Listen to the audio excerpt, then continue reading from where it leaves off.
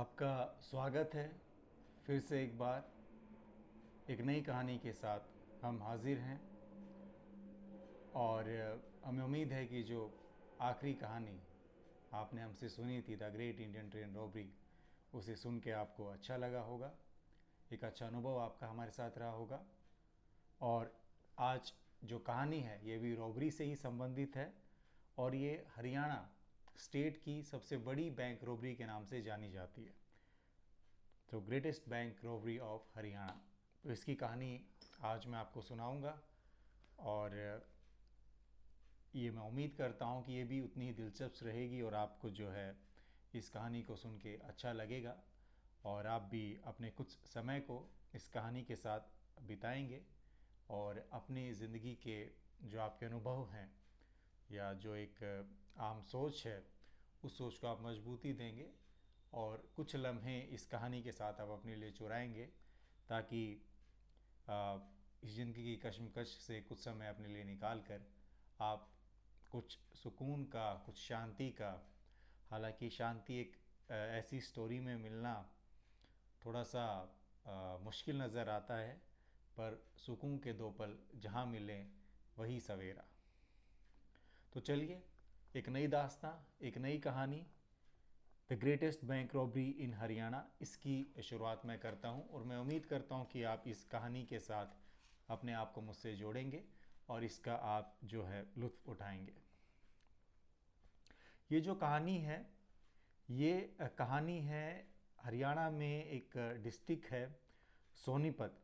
सोनीपत के पास गुहाना एक सब सिटी है जहाँ पे इस घटना को अंजाम दिया गया है।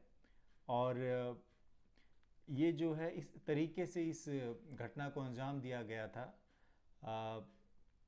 कि ये इसलिए अपने आप में महत्वपूर्ण हो जाती है कि इस घटना को अंजाम देने वाले जो लोग थे वो कोई प्रोफेशनल क्रिमिनल्स नहीं थे, वो एक आम नागरिक थे, वो एक आम जन थे जिनका जुल्म में पहले किसी भी प्रकार से कोई अनुभव या किसी भी गलत गतिविधियों में या सामाजिक तत्वों में वो नहीं रहे। तो किस प्रकार से एक आम आदमी, एक रोज़मर्रा की ज़िंदगी में जीने वाला इंसान किस तरीके से कुछ अलग करने का सोचता है और कुछ इस तरीके से चीज़ों को जोड़ता है जो कहीं ना कहीं बाद में जैसा कि कहा जाता है गलत रास्ते अगर आप चुनते हैं, आप कितना ही समझदार अपने आप को क्यों ना समझें, उसका जो वो जो जर्नी है, वो जहाँ पे उस सफ़र का जो अंत है वो अंत दुखद ही होता है। तो ये कहानी इसलिए मज़ेदार होती है कि इस घटना को अंजाम देने वाले भी आप और हम में से एक हैं, एक आम नागरिक हैं, एक सीधे साधे बैकग्राउंड से बिलोंग करने वाले हैं जिन्होंने कुछ ऐसा सोचा को और कुछ ऐसा किया जिसका जो इल्ज़ाम था वो बहुत ही जो है इसको किसी भी प्रकार से हम संबोधित नहीं कर पाएंगे। बहुत ही विचित्र घटना इसे कहा जा सकता है। ये घटना घटित हुई थी 27 अक्टूबर 2014, मंडे का दिन था, यानी 27 अक्टूबर 2014 में मैं आपको लेके चलता हूँ, सोमवार का दिन था। ये घटना जिस बैंक में घटित हुई थी वो था आपका पंजाब नेशनल बैंक। तो एक आम दिन की तरह जो बैंक के जो कर्मचारी हैं सोमवार को दफ्तर पहुंचते हैं, वहाँ पे गार्ड आते हैं, लगभग सुबह के 6-7 बजे गार्ड वहाँ पे पहुंच जाते हैं, 9 बजे तक कर्मचारी आते हैं, आराम से एक अपना कुर्सी को वो जो है ग्रहण करते हैं, जो डेली एक्टिविटीज़ होती हैं ऑफिस में, आके अपने टेबल पे जो अपना सामान रखना या अपने कुर्सी को सेट करना, अपने कंप्यूटर को ऑन करना, और जो साफ़ सफाई के कर्मचारी हैं वो अपनी साफ़ सफाई में लग जाना। तो एक आम दिनचर्या की तरह ऑफिस का काम शुरू होता है पंजाब नेशनल बैंक सोनीपत गुहाना में। लगभग 10 बजे तक मैनेजर, जो सीनियर अफसरान है बैंक के, जो मैनेजर हैं, जो अधिकारी हैं, वो बैंक में आते हैं, और वो अपनी डेली जो रूटीन होता है, उनका जो प्रोसीजर होता है घटनाओं को चेक करने का, या जो उनके जो प्रोटोकॉल होते हैं उसके अंतर्गत उनका एक कार्य रहता है कि वो लॉकर को चेक करें, स्ट्रॉन्ग रूम होता है जहाँ पे कैश रखा जाता है उसको चेक करें। तो अपनी डेली एक्टिविटी के अनुसार वो लॉकर रूम को चेक करने जब पहुँचते हैं, लॉकर रूम को जैसे ही वो ओपन करते हैं उसका गेट चेक करने के लिए, तो वहाँ पे वो एकदम सन्न रह जाते हैं, क्योंकि लॉकर रूम का जो लॉक होता है या जिस से लॉकर रूम को बंद किया जाता है वो उन्हें ये साफ नज़र आता है कि यहाँ पे किसी प्रकार की घटना घटी है, यहाँ पे चोरी हुई है, यहाँ पे डकैती की जा चुकी है। और हड़कंप उनके दिल में और उनकी धड़कन में इस तरीके से समाया जाता है कि उनके तेरे पैरों तले ज़मीन खिसक जाती है, जिस बात में कोई संदेह नहीं रहता।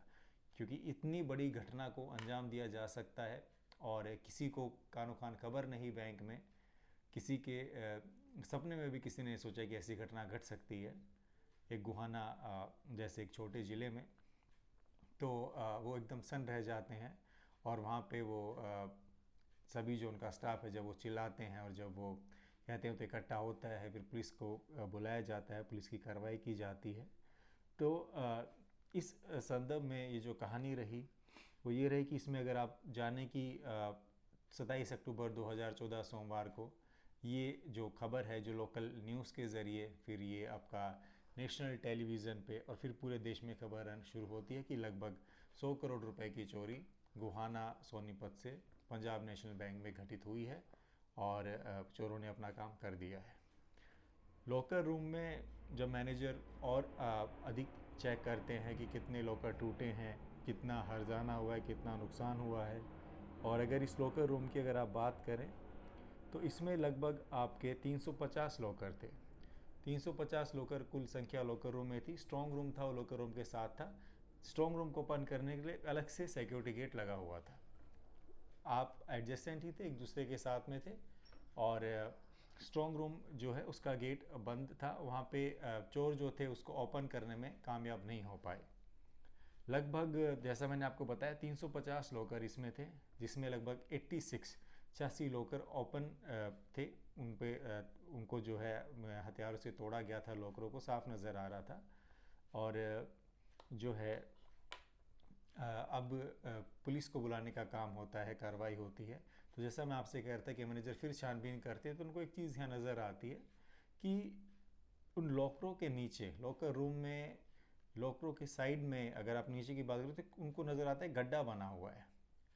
और उन्हें ज़्यादा देर नहीं लगती इस चीज़ को पहचानने में कि ये गड्ढा नहीं, वास्तव में एक सुरंग है और ज़मीन के नीचे से चोरों ने आके इस घटना को अंजाम दिया है। हड़कंप, भगदड़ और जिन लोगों की बैंक में जिन्होंने अपने जीवन भर की जना पूंजी लगा रखी हो वो जाहिर सी बात है बैंक को घेरेंगे और धरना प्रदर्शन करेंगे। तो हर तरीके से एक ऐसा दिन Punjab national bank Gohana team के लिए रहा कि वो अपनी ज़िंदगी भर इस दिन को नहीं भूल पाएंगे। वो विवश हैं इस दिन को याद करने के लिए। अब जो है पुलिस आती है, पुलिस अपनी कार्रवाई करती है। सुरंग ही एकमात्र ज़रिया था जिससे पुलिस को अगले सुराग की या अगले लीड की उम्मीद थी। तो दो पुलिसकर्मी सुरंग के अंदर जाते हैं। सुरंग के अंदर जाके वो ये जानने का प्रयास करते हैं कि सुरंग खुलती कहाँ है। सुरंग के रास्ते जाते जाते सुरंग जो है लगभग 60 मीटर पे ही एक घर होता है, घर में जाके सुरंग खुलती है। पुलिस वाले वापस आते हैं, उनकी टीम उस घर पे जाती है। अब घर की छानबीन शुरू की जाती है तो घर, पुलिस को मालूम पड़ता है कि जो घर है लगभग 5-7 साल से बंद पड़ा हुआ है और इसके जो मकान मालिक हैं वो कहीं दूसरे स्थान पर रहते हैं। यहाँ ना कोई किराएदार रहता है, ना कोई यहाँ आता जाता है। ये बंद है 5-7 साल से, किसी भी प्रकार से इस घर का इस्तेमाल रहने के पर्पज़ या किसी अन्य पर्पज़ से नहीं किया जा रहा है। पुलिस के ऊपर अब प्रेशर बनना शुरू होता है क्योंकि जब अनुमान लगाती है बैंक की टीम और जब पुलिस इस चोरी की कुल कितनी लगभग संख्या रही होगी, जब उस बात पे डिस्कशन होता है, चर्चा होती है, तो लगभग कहा गया कि 100 करोड़ के ऊपर की चोरी है। और देखिए, जहाँ तक बात लॉकर रूम की है, मैं आपको बताना चाहूँगा लॉकर रूम का जो सिस्टम है वो इस प्रकार है कि लॉकर रूम में 2 चाबियाँ दी जाती हैं। एक चाबी जो लॉकर ऑन करता है उसके पास रहती है, एक बैंक के पास रहती है। जब दोनों चाबी लगाते हैं तभी वो लॉकर ओपन होता है। इस स्थिति में लोगों ने अपने हिसाब से पुलिस के सामने पर्चे पे लिखवाया कि मेरा ये सामान था, क्योंकि इसकी जानकारी बैंक के रिकॉर्ड्स में नहीं थी कि किसके लॉकर में कितना पैसा है या कितने जेवरात हैं, क्या कागज़ हैं। अब 300 जैसा मैंने आपको बताने का प्रयास किया, 350 लगभग लॉकर थे जिसमें 86 लॉकर खुले हुए थे और 86 से में भी 7 से 8 लॉकर ऐसे थे जिनके अंदर सिर्फ कागज़ थे और ऐसा उनको देख के नज़र आ रहा था कि इनके अंदर किसी प्रकार से अन्य सामान नहीं है। तो उनको उनकी जो हालत थी, उनको इस तरीके से ज़्यादा नहीं चोरों ने उसको ज़बरदस्ती खोलने का प्रयास किया। शायद उनको ये अंदेशा हो गया था कि इसमें हमें ज़्यादा कुछ मिलेगा नहीं, तो जो कागज़ थे उन्होंने छोड़ दिए थे। बाकी जब जेवरात का अनुमान लगाया गया, कैश का अनुमान लगाया गया, तो जो सारी जो एनालाइज किया गया कि लगभग 100 करोड़ के ऊपर चोरी हुई है। और सोनीपत के गुहाना में 100 करोड़ के ऊपर एक पंजाब नेशनल बैंक में चोरी हो, तो ये एक तरीके से पूरे देश के लिए एक ऐसी न्यूज़ थी कि पूरा देश इसमें सतर्क रह गया था। और इस गुत्थी को सुलझाने में हरियाणा पुलिस जो थी उसके पसीने छूट गए थे, क्योंकि पुलिस को कोई लीड नज़र नहीं आ रही थी। ये घटना को इतने शातिरता से अंजाम दिया गया है। अगर आप देखें, एक सुरंग का इस्तेमाल किया गया है। लगभग 60 मीटर पे ही वो घर है जहाँ से सुरंग खुलती है। अब पुलिस के पास जो रास्ते बचते हैं वो रास्ते ये बचते हैं कि जो उस रोड पे या जो उस बैंक के आसपास जो दुकानदार हैं या जो पटरी पे जो लोग रहे हैं उनसे पूछताछ करें। पुलिस ने सख्ती से पूछताछ करने का प्रयास किया, लेकिन किसी प्रकार की कोई भी जो है कोई ऐसी महत्वपूर्ण जानकारी पुलिस के हाथ नहीं लग पाई।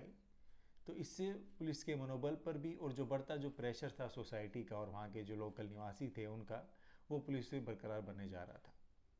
ये पुलिस इतना तो समझ गई थी कि ये बहुत ही षड्यंत्रिक तरीके से, बहुत सूझबूझ के साथ इस घटना को अंजाम दिया गया है।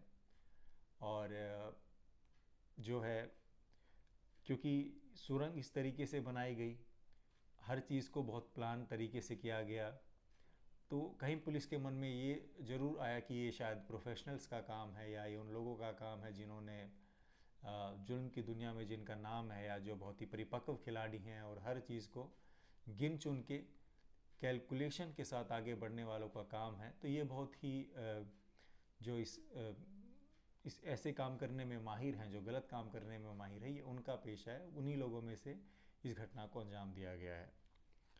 अब क्योंकि अगर आप देखें, बैंक सोमवार को खुलता है और जो आखिरी वर्किंग डे होता है बैंक ऑफिशियल्स का, वो सैटरडे का हाफ डे रहता है, और इस बात की जानकारी भी चोरों को थी। इसीलिए उन्होंने इसी दिन को चुना ताकि उनको लगभग 72-74 घंटे का समय मिल सके अपने चोरी को आसानी से पूरा करने का।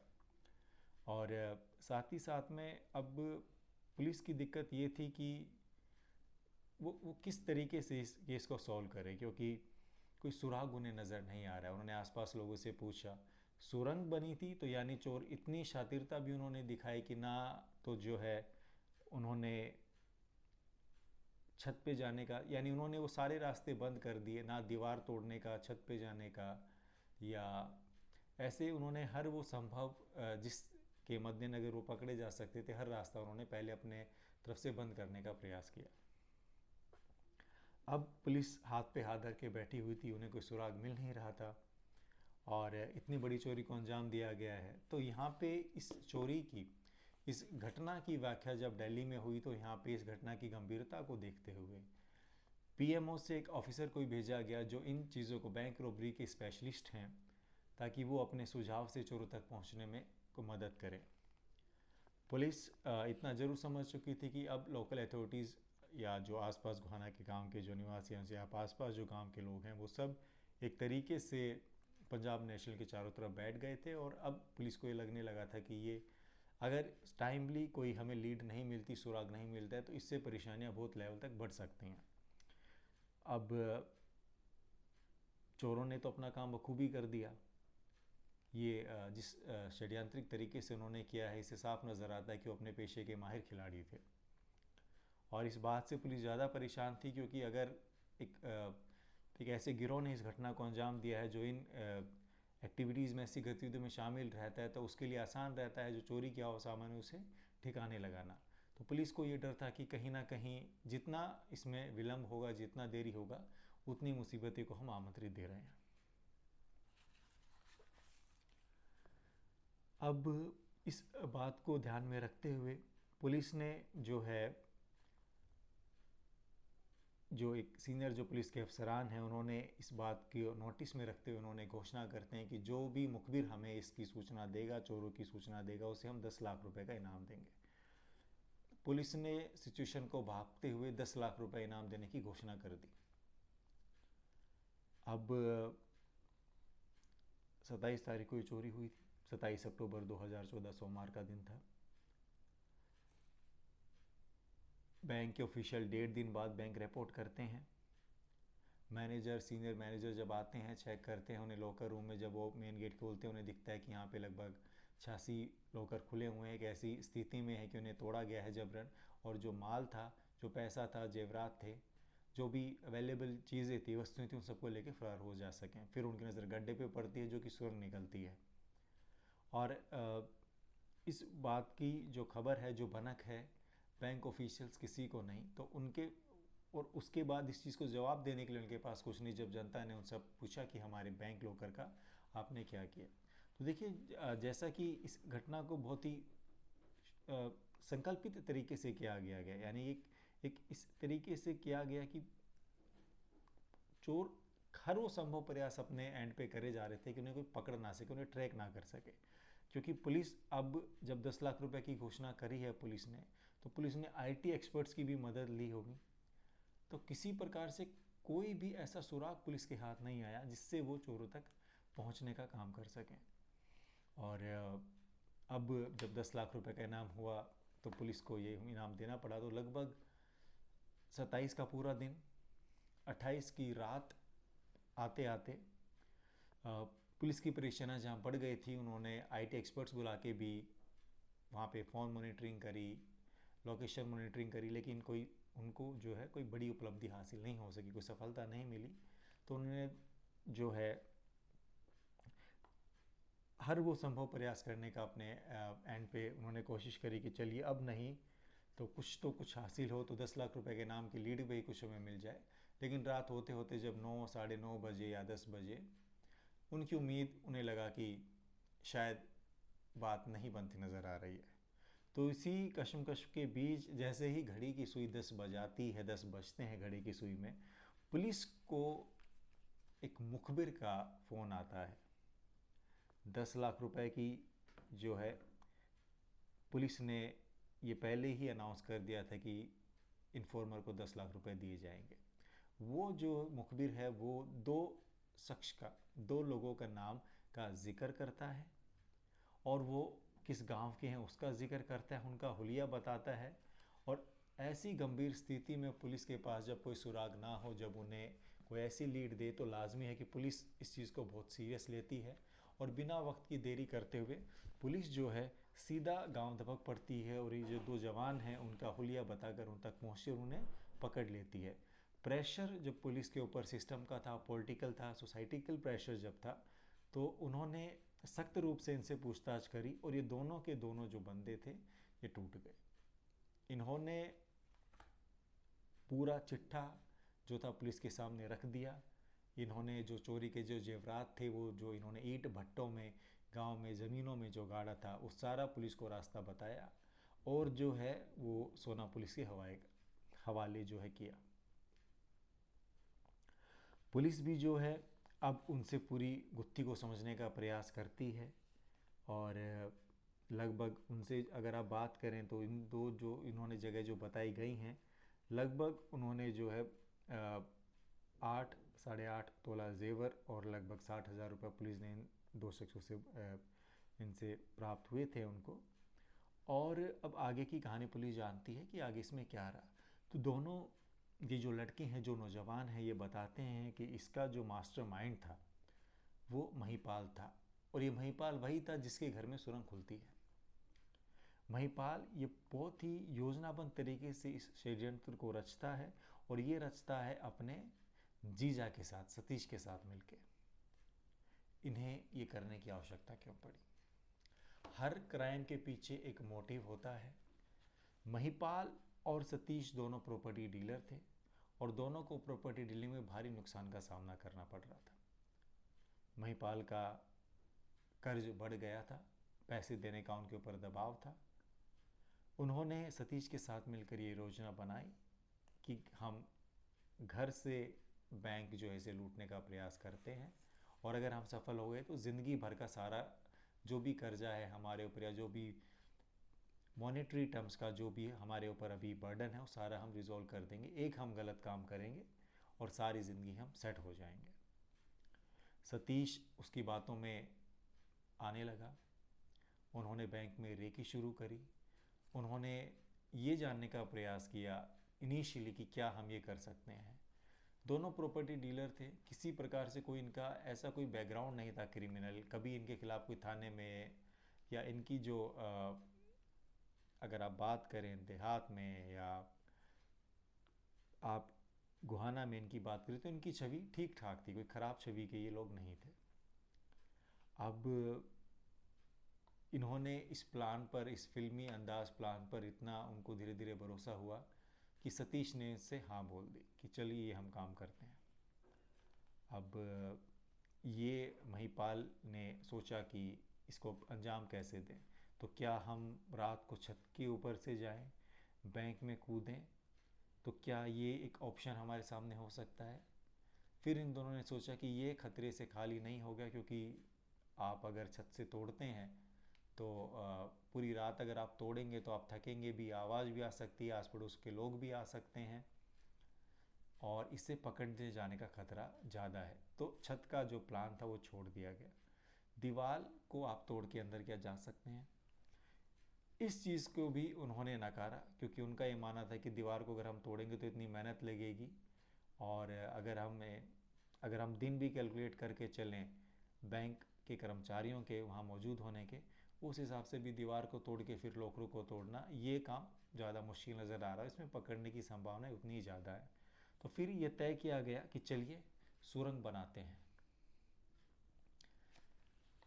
बहुत ही सामान्य परिवार से ये लोग हैं, कोई इनका क्रिमिनल हिस्टोरिकल बैकग्राउंड नहीं है। अब यहाँ पे ये सुरंग बनाने का फैसला करते हैं।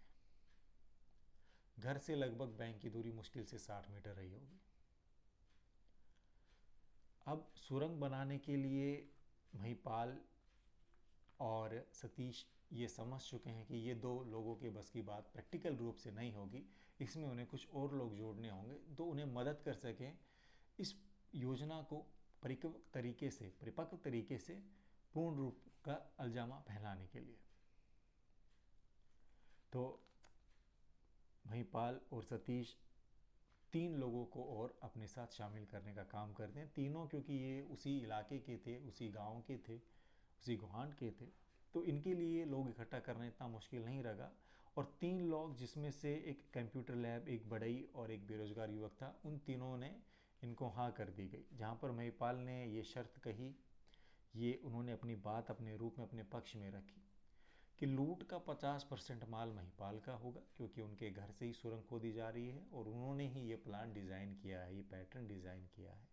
बाकी का जो 50 है आप 4 लोग मिलकर आपस में बांट लें। और उसने ये भी कहा कि बहुत ही पैसा है बैंक में, बहुत जेवरात हैं, बहुत पैसा है, अगर आप इसे 4 हिस्सों में भी बांटेंगे तो भी उसकी जो वैल्यू है वो लाखों में होगी, वो करोड़ों में होगी और ज़िंदगी भर आपको कुछ नहीं करने की आवश्यकता होगी। तो इसी उसकी बात में ये तीनों लोग आते हैं और ये डिसाइड करते हैं कि चलिए ये काम हम करें। अब जो सुरंग खोदने का जो प्लान किया गया, इन्होंने इस चीज़ को बड़े ही ध्यान से ये पॉइंट उन्होंने रखा कि हम जब भी इस घर में आएंगे, हम बैंक में रेकी करने जाएंगे तो हम हमारे साथ फ़ोन नहीं लेके जाएंगे। फ़ोन उन्होंने अपने साथ रखा नहीं। सुरंग उन्होंने ये इस तरीके से सुरंग को खोदा है कि वो 2.5 फुट से ज़्यादा सुरंग खोदेंगे नहीं। 2.5 फुट खोदेंगे तो उसकी मिट्टी आएगी, मिट्टी को भी ठिकाने लगाना है और मिट्टी को ठिकाने अगर हमें लगाना है तो हमें कोई देख ना ले। तो वो उन्होंने इस तरीके से अपना एक पूरा प्लान तैयार किया कि वो सूरज उगने से पहले लगभग 4 बजे सुबह के घर में प्रवेश करते थे। पूरे दिन वो खुदाई करते थे और रात के समय वहाँ से मिट्टी लेके निकलते थे और मिट्टी को जो है वो वहाँ पे आसपास के खेतों में छोड़ देते थे और वहाँ बहा देते थे ताकि किसी प्रकार से किसी को शक ना हो। इसमें जो सुरंग खोदने का जो मेयर जिम्मेवार आदमी था, उनको बढ़ई का काम करता था, उसको दी गई थी जिम्मेवारी। और लगभग अगर आप बात करें तो ये जो खुदाई चली है, ये लगभग 1.5 महीने तक खुदाई चली है।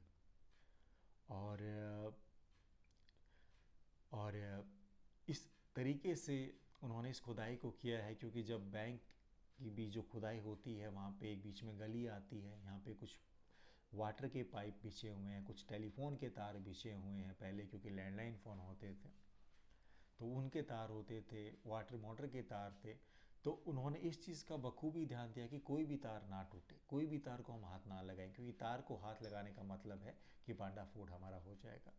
तो इतना उन्होंने योजना करी है, इस हद तक जाकर वो उन्होंने अपना दिमाग लगाया है। और उनको ये कहीं ना कहीं भरोसा था कि हम कर सकते हैं जो उन्होंने करने का प्रयास किया, और हालांकि उन्होंने संभवतः इसको सफलतापूर्वक तरीके से पूरा भी किया। और एक ऐसी घटना को अंजाम दिया जिससे पूरे का पूरा हरियाणा और पूरे का पूरा प्रदेश सतर्क रह गया। अब सुरंग खोदी गई। सुरंग जो है सीधा लॉकर रूम में आके खुलती है। बैंक की रेकी लगातार इन्होंने जारी करी। ये देखने वाली बात है कि इस तरीके से इन्होंने सुरंग को खोदा है कि सुरंग जो है लॉकर रूम में जाके खुलती है, परफेक्ट उसी जगह जाके, निश्चित रूप से उसी जगह जाके खुलती है। और ये घटना को अंजाम देने वाले ये आम लोग हैं, इनका कोई क्रिमिनल बैकग्राउंड नहीं है। और जब आप ऐसी घटनाएं के बारे में सुनते हैं कि एक ऐसे समाज का एक ऐसा तत्व, ऐसे लोग अगर इस घटना को अंजाम देते हैं, अगर आप कुछ अच्छा करें तो आप कितने लोगों की ज़िंदगी को बेटर कर सकते हैं, इम्प्रूव कर सकते हैं। खैर, कहानी आगे बढ़ती है। इन्फॉर्मर की मैं आपसे बात कर रहा था। इन्फॉर्मर जो है, इन्फॉर्मर लगभग रात के 10 बजे पुलिस को फ़ोन करता है, 2 लोगों का नाम देता है, 2 लोगों को वो उठाता है। फिर धीरे धीरे वो खुलासा करते हैं महिपाल का, सतीश का, और इस पूरी घटना का ब्यौरा पुलिस के सामने रखते हैं। अब सवाल जो है वो ये है कि इन्फॉर्मर को कैसे पता चला कि ये जो लड़के हैं दो इस गांव के, उसके जो गुहाना के जो गांव के जो लड़के हैं, उसके करीब जो गांव है वहाँ के जो लड़के हैं, ये इन्फॉर्मर को कैसे पता चला कि इस घटना को अंजाम इन्होंने दिया है। तो जो 2 चोर थे, क्योंकि इतना हड़कंप मच गया था कि बैंक में, हरियाणा में सबसे बड़ी चोरी हुई है, 100 करोड़ के ऊपर का पैसा लूटा जा चुका है, तो उसने हवाबाजी में दारू पीते हुए ये कहा कि पुलिस हमारा कुछ नहीं बिगाड़ सकती, हमने इस घटना को अंजाम दिया है, वो ढूंढते रहेंगे, वो चाहे प्राइम मिनिस्टर ऑफिस से किसी को बुला लें, चाहे अमेरिका से किसी को बुला लें, चोरी को हमने अंजाम दिया है और हम तक वो कभी नहीं पहुंच सकते। और सुनने वाले ने, जो इन्फॉर्मर था वो वहीं पे मौजूद था, और उसने उनकी बातों को सुन के उसका शक इतना प्रबल हुआ कि वो पुलिस को बताने में मजबूर हो गया। और इस हवाबाजी के चलते, क्योंकि जाहिर सी बात है जब उसने दारू पी रखी होगी, 2 जो ये जन थे उन्होंने तो उन्होंने कुछ ऐसी वस्तुएं भी दिखाई होंगी इन्फॉर्मर को, जहाँ से उसको ये यकीन उसको हुआ, और उन्होंने पुलिस को एक लीड मिली, और लीड के चलते ही वो उन्होंने ये 72 घंटे में इस केस को सुलझाने का श्रेय पुलिस ने लिया। तो अगर ये बगड़ बोलापन ये चोर ना करते तो शायद वो पकड़े जाते, क्योंकि उनको शायद उतना नहीं मालूम था कि चोरी का जो इतना उन्होंने जेवर जो चुरा है उसको ठिकाने कैसे लगाया जाए। तो कहीं ना कहीं मुश्किलात तो थी उनके लिए, थोड़ा समय लग सकता था, लेकिन पुलिस इसको 72 घंटे में सुलझाने में कामयाब हुई। और इनसे पूछताछ की गई तो जो मास्टरमाइंड महिपाल थे, महिपाल के बारे में ये कहा गया कि उन्होंने गिलानी के चलते या उनकी समाज में वो पकड़े जा चुके हैं, क्योंकि 2 पकड़े गए हैं, फिर सतीश पकड़ा गया है, फिर बाकी का बड़ी पकड़ा गया है। तो इन सब के चलते उसे लगा कि उसका नंबर भी आएगा, उससे पहले उसने जहर पी के खुदकुशी करी। अब वो खुदकुशी थी या उसको रास्ते से हटाया गया, उस कड़ी को तोड़ा गया, इसकी जानकारी का इस समय कोई जवाब हमारे पास नहीं है। तो मास्टरमाइंड महिपाल ने जो है जहर पी के अपने ज़िंदगी का खात्मा किया। अब इसमें क्या कोई बैंक के कर्मचारी शामिल थे या इन्होंने खुद ये किया, इस बात का विवरण, इस बात का जवाब देने में इस समय हम समर्थ नहीं हैं। और आगे भी मुश्किलात नज़र आता है कि उनको रास्ते से हटाया गया या वो उन्होंने खुद ही इसे इनिशिएट किया, कोई बड़े तबके से उनको कुछ अपॉर्चुनिटी दिखी, या इन बातों का जवाब इस समय नहीं है। इस कहानी के आगे खुलायात ये होती है कि वो लगभग, जब उन्हें मालूम होता है कि सेकंड सैटरडे है, बैंक के आगे नोटिस लगता है, तो वो सैटरडे को ही लगभग रात के समय बैंक में पहुंचते हैं, और जो लॉकर रूम है, लॉकर रूम में वो जो उन्होंने सुरंग बनाई होती है, जो आखिरी झटका या आखिरी तोड़ उनको करनी होती है सुरंग को ओपन करने के लिए, वो करते हैं। वो सब लोकरों को तोड़ते हैं, लगभग 86 लोकरों को तोड़ते हैं। जो जेवरात उन्हें नज़र आता है, जो पैसा नज़र आता है, वो बोरियों में डाल के अपने साथ ले जाते हैं। वहाँ ये पूरी सैटरडे की रात और लगभग मंडे की रात, संडे की जो रात है आपकी, सैटरडे की रात, फिर जो संडे की जो रात है लगभग आपकी, उसमें ये चोरी को अंजाम देते हैं। और वाइट डिज़ायर करके गाड़ी उनके पास आती है और वो बोरियों में से पैसा उसमें रखते हैं और फिर ईंट भट्टे में जाके या खेत में जाके उसको छुपाने का काम करते हैं। और इस तरीके से इस घटना को अंजाम दिया जाता है। और इस तरीके से पुलिस को एक बड़े बोलेचन या दारू पी के जो मस्तखोरी है उसके आधार पर चोर कहीं ना कहीं एक सुराग छोड़ ही जाता है, पुलिस के हत्थे चढ़ते हैं। तो ये कहानी जो दर्शाती है वो ये दर्शाती है कि किस प्रकार से एक एक जो आम नागरिक है वो एक रास्ते से भटक जाता है, और जब रास्ते से भटकता है तो उसको कितना खामियाजा भुगतना पड़ता है उसके परिवार को। तो ये घटना उस चीज़ को दर्शाती है। मुझे उम्मीद है कि आपने भी इस कहानी को अगर देखा होगा तो आपने इस कहानी का लुत्फ़ इस तरीके से लिया होगा कि किस प्रकार से एक आम जो जन है या जो आम नागरिक है वो इस तरीके का प्लानिंग करने की क्षमता रखता है, उसको प्लानिंग के साथ इम्प्लीमेंट भी करता है, इम्प्लीमेंट करने की भी क्षमता रखता है। अगर यही चीज़ आप लोगों के भले के लिए करें, कुछ अच्छा लोगों के समाज को एक अच्छी डायरेक्शन देने के लिए करें, जब आप इस तरीके का असंभाविक काम आप करने की क्षमता रखते हैं, आप करते भी हैं, तो अगर आप सही तरीके से चीज़ों को करें, एक अच्छा दिमाग सही जगह लगाएं, तो आप कितना कुछ कर सकते हैं अपने देश, अपने राज्य के लिए। द ग्रेट रॉबरी और पंजाब नेशनल बैंक इन हरियाणा, ये कहानी थी। मुझे उम्मीद है कि आपने कहानी का लुत्फ़ उठाया होगा। आगे भी हम ऐसी कहानी आपके लिए लेके आते रहेंगे। आप हमारे चैनल को सब्सक्राइब करें, शेयर करें, लाइक करें। और मुझे उम्मीद है कि आपने इस कहानी को अच्छे से सुना, अपना कीमती समय हमें दिया, उसके लिए आपका बहुत बहुत शुक्रिया। और इस कहानी से सीख के आप अपनी ज़िंदगी में कुछ चीज़ों को इम्प्लीमेंट करेंगे।